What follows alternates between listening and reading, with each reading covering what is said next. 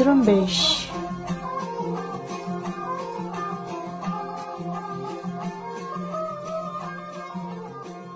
یہ ریڈیو زرمبش اردو کی آواز ہے۔ آج اتوار کا دن 7 مارچ اور سال 2021 ہے۔ آج کے نیوز بلیٹن میں سارن بلوچ حاضر خدمت ہے۔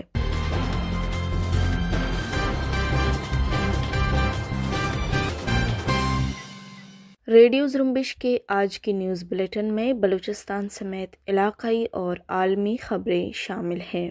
بلوچستان میں سبی تندوری میں قابض پاکستانی فورسز کی گاڑی پر بم دھماکے کے نتیجے میں 5 اہلکار ہلاک جبکہ 5 افراد زخمی ہوئے ہیں۔ ڈپٹی کمشنر سبی زاہد شاہ کے مطابق دھماکہ سبی سے 30 کلومیٹر دور بابرکچ کے علاقے تندوری میں اس وقت ہوا جب فورسز کی گاڑی کچی سڑک کے کنارے چھپائے گئے دیسی ساختہ بم سے ٹکرائی۔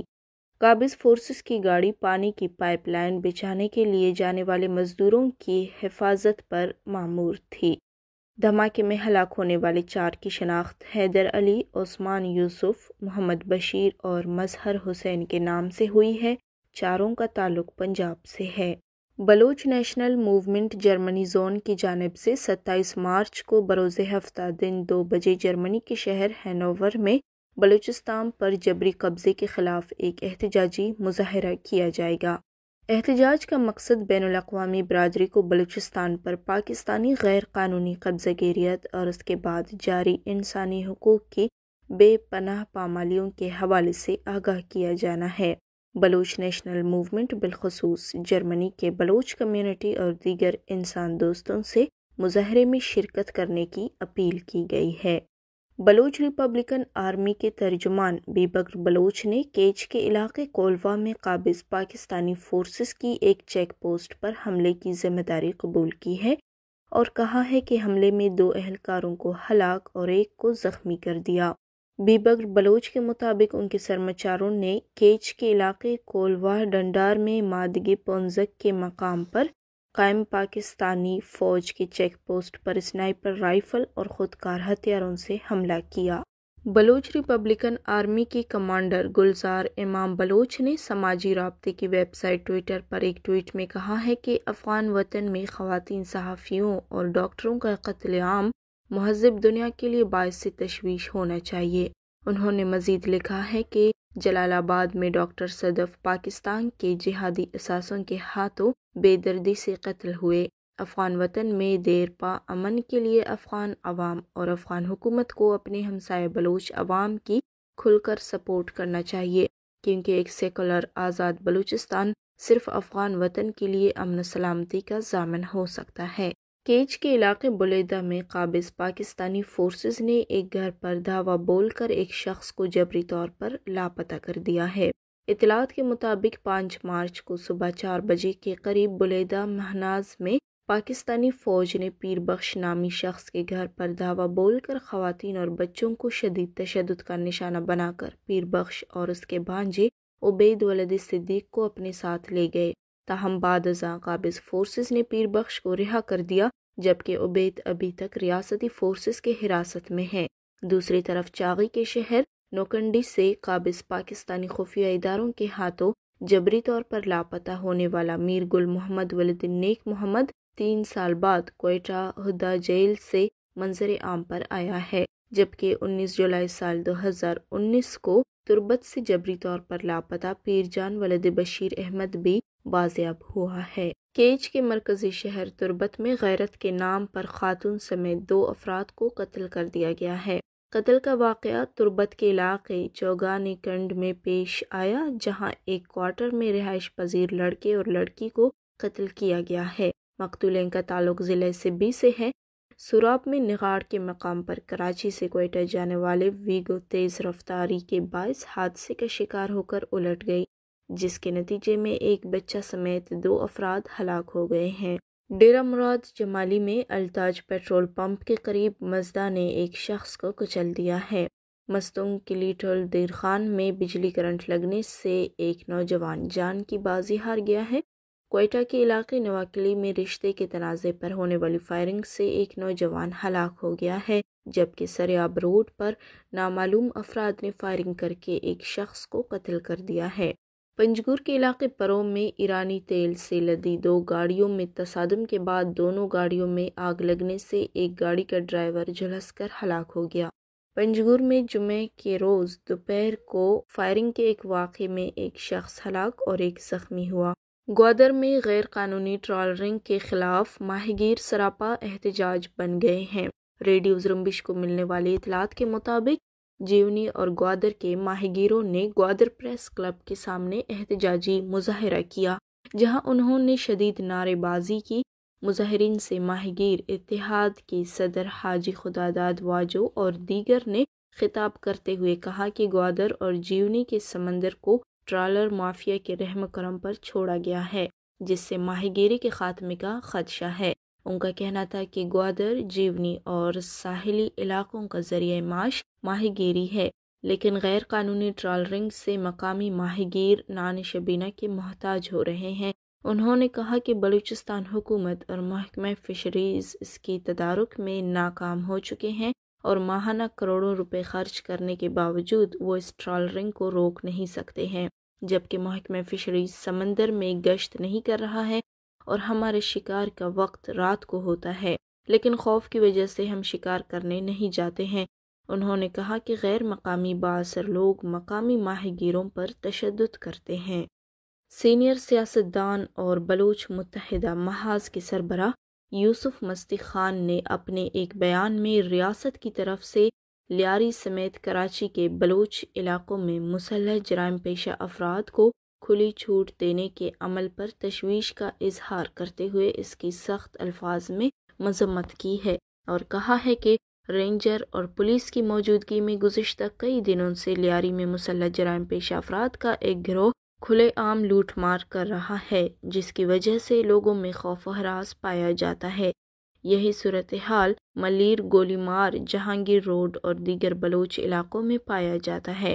انہوں نے کہا کہ ایک منظم سازش کے تحت منشیات فروشوں اور جرائم پیشہ افراد کو کراچی کے بلوچ علاقوں میں فری ہینڈ دیا جا رہا ہے تاکہ ان علاقوں میں گینگ وار دوبارہ سر اٹھا سکے۔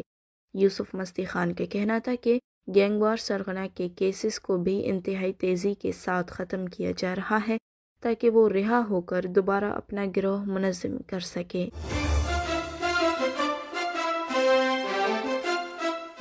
یہ تھے بلوچستان سے متعلق خبریں۔ اب علاقائی اور عالمی خبریں پیش کر رہے ہیں خلیل واڈیلا۔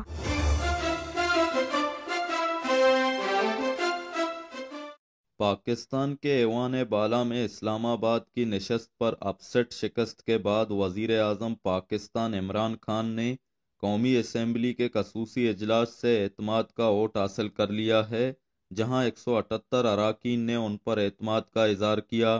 وزیر اعظم پاکستان کو ایوان کا اعتماد حاصل کرنے کے لیے 172 ووٹ درکار تھے۔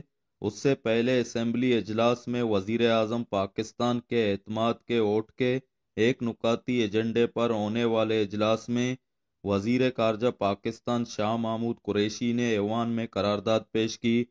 قرارداد میں کہا گیا کہ یہ ایوان اسلامی جمہوریہ پاکستان کے وزیر اعظم عمران خان پر اعتماد بحال کرتی ہے، جیسا کہ اسلامی جمہوریہ پاکستان کے آئین کے آرٹیکل 91 کی شق 7 کے تحت ضروری ہے۔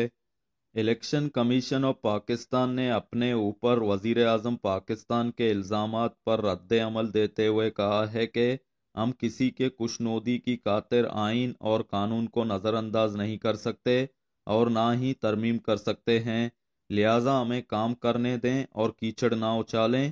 الیکشن کمیشن کی طرف سے جاری پریس ریلیز میں کہا گیا ہے کہ الیکشن کمیشن ایک آئینی اور آزاد ادارہ ہے، اس کو ہی دیکھنا ہے کہ آئین اور قانون اس کو کیا اجازت دیتا ہے اور وہی اس کا معیار ہے، اس لیے ہم کسی کی کشنودی کی خاطر آئین اور قانون کو نظر انداز نہیں کر سکتے اور نہ ہی ترمیم کر سکتے ہیں۔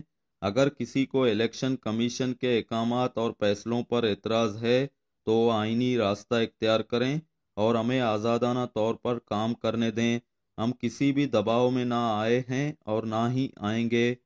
افغان صوبہ ننگرہار میں مسلح افراد نے فائرنگ کر کے ایک فیکٹری میں کام کرنے والے 7 مزدوروں کو بے دردی سے قتل کر دیا ہے۔ ننگرہار پولیس چیف کے مطابق تمام افراد کو گولی مارنے سے پہلے ان کے ہاتھ باندھ دیے گئے تھے۔ قتل کیے گئے افراد کا تعلق ہزارہ برادری سے بتایا جا رہا ہے۔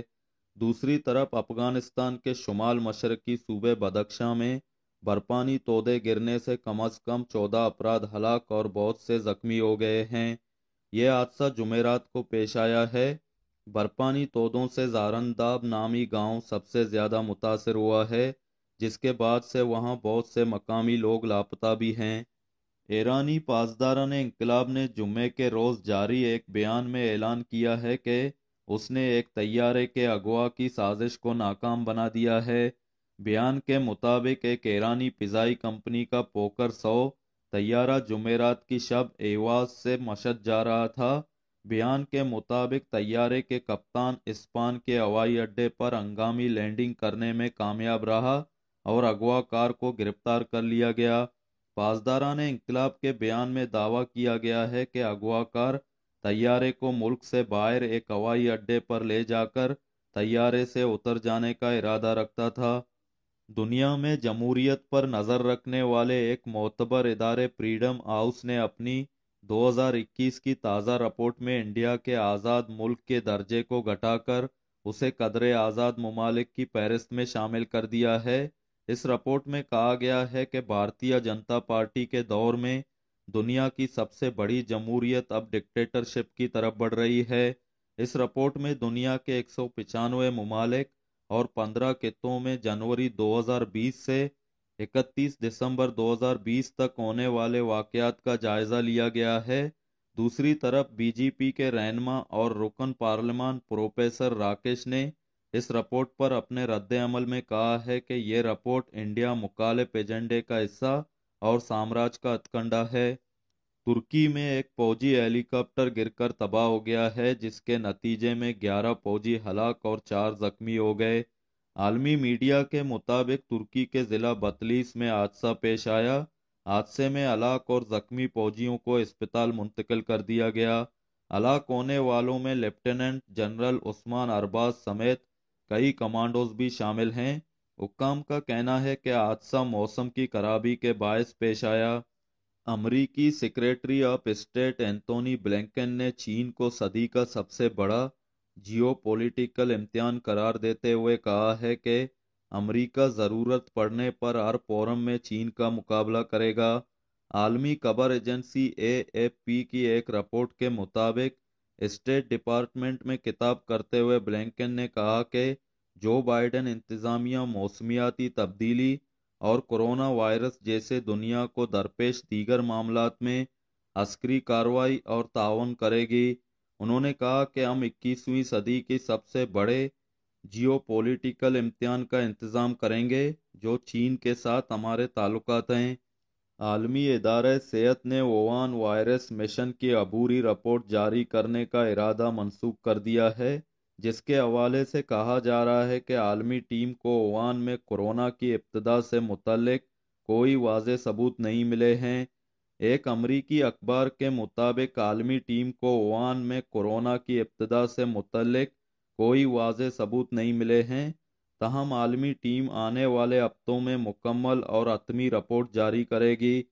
امریکی اخبار نے یہ بھی دعویٰ کیا ہے کہ عالمی ادارہ صحت کے ووہان وائرس مشن کی تفصیلی رپورٹ میں اہم نتائج ہوں گے۔